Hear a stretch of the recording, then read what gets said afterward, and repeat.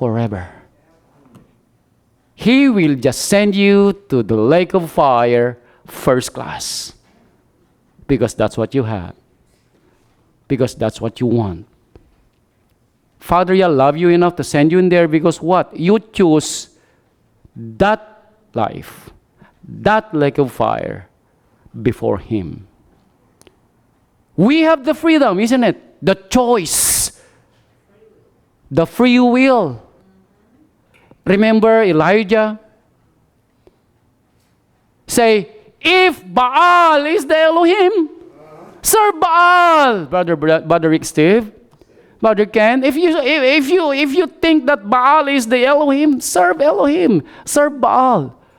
But if Father Yah is the Elohim, serve Father Yah. And then Yehoshua, before he died, in Yehoshua chapter 24, verse 15, he said, you choose this day, Brother Steve, whom you will serve. But for me, in my household, Brother Steve. Now, you know, it's a good thing for a man to speak this word for his family. It is a blessing for a man that he can speak to his household, to his wife, and to his children. But for me, in my house, we will serve Father Yah. But, you know, we wish it is that easy, isn't it? Because we can see nowadays that most of the time, the wife and the husband are not in agreement with the faith. But since you are here and you are reading this word and you are the son and the daughters of Father Yah, we should follow Him as the sons and daughters of the living Elohim. That's why David said, son, Father Yah loves you. That's not a question. Father Yah even told me that you will be the one to build His house. That's the promise, Brother Steve. And Father Yah even told me that your days will be long in this land. That is true. Solomon became a king for 40 years and Israel experienced the best days of their nation. It was during the time of Solomon. Not during the time of David. It is during the time of Solomon. But you know, at the end of the days of Solomon, we know the story. Solomon just forget Father Yah. Why? Because of his wives. And sometimes, if there are things on this world that will put us in the crossroad of our faith, it's not from somebody else, Brother John. It's not from faraway people. It is in our loved ones. Because if these things happen to our loved ones, we are going to think, Brother John. And we are going to think twice or thrice. But as it was written, the day will come that the enemy is not from far away, Brother Steve. It is within, in your household. That's why our rabbi said, if you love your mom, your dad, your siblings, your wife, your husband, your possessions, more than me, Brother John, that's what our rabbi said. What does he say? You are not worthy of me. Now, what shall we do about it, Brother Steve? Whom you are going to pick at the end of the day. In Mark, I might say Marcos. In Mark chapter 13, verse 33, as we are approaching the day of our time, hear what our rabbi said.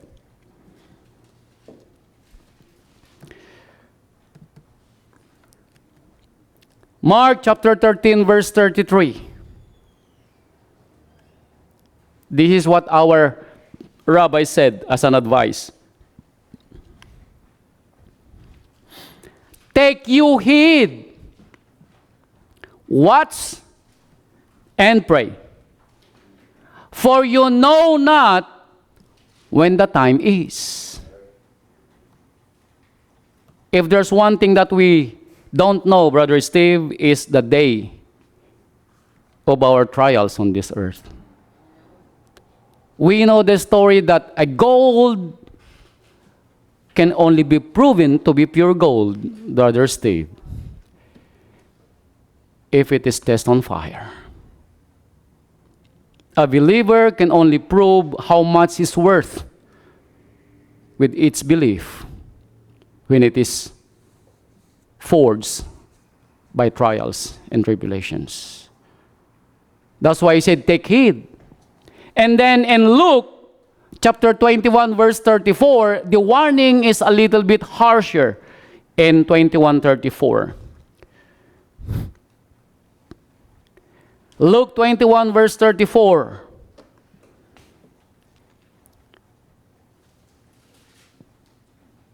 Now, this time, our rabbi is asking us to watch not from somebody else, but to watch who?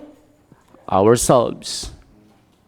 It says, take heed to yourself, lest at any time your hearts be overcharged with surfeiting and drunkenness and cares of this life.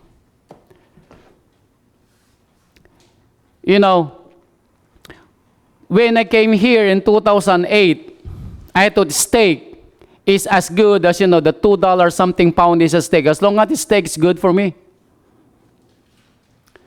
But when I taste a good stuffed steak, Brother Wes, a $15 pound is better for me.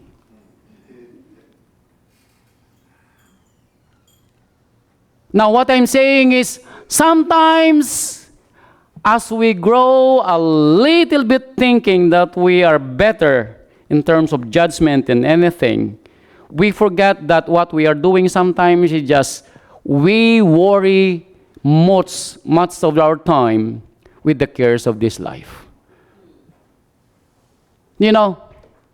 Just look at our cell phones. All of our cell phones, Brother Steve, are iPhone cell phones. Now, can I buy flip phones? Yes.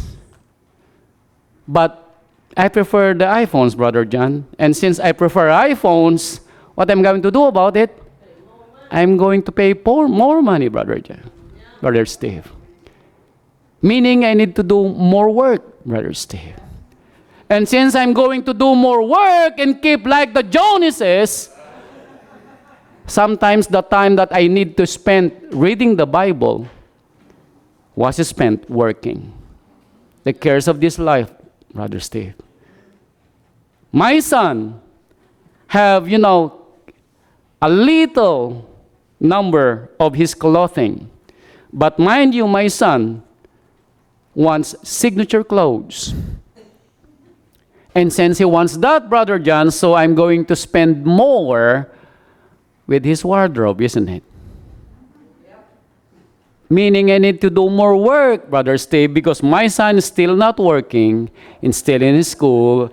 And he always say, he is a good investment though, Brother Steve, which I reckon it is for now.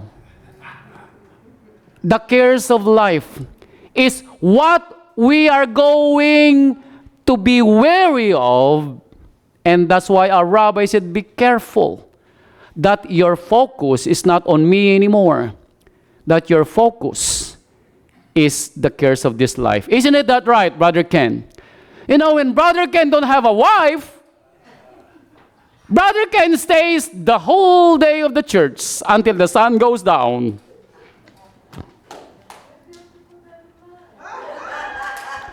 And he still do, Brother Ken.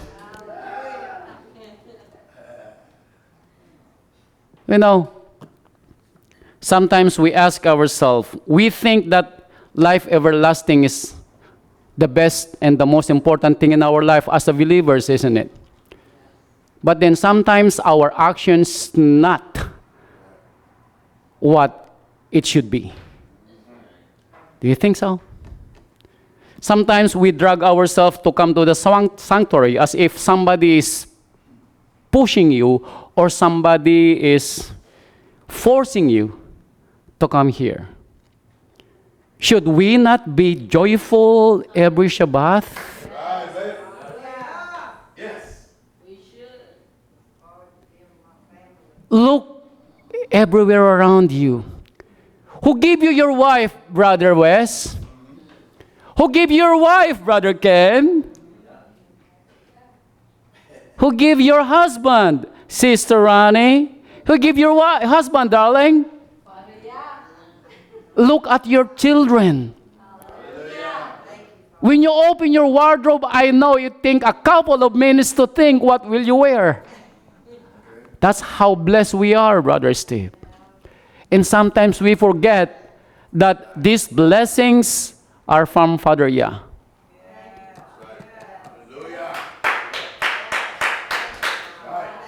That's why he said, take heed that the cares of this life, and so that they come upon you unawares. You know, to miss the Sabbath for one time, probably is not a big thing. But if you miss the Sabbath twice, thrice, sometimes you forget, that's a problem. You know, last Shabbat, I called another brother for us to remind him it is a Shabbat.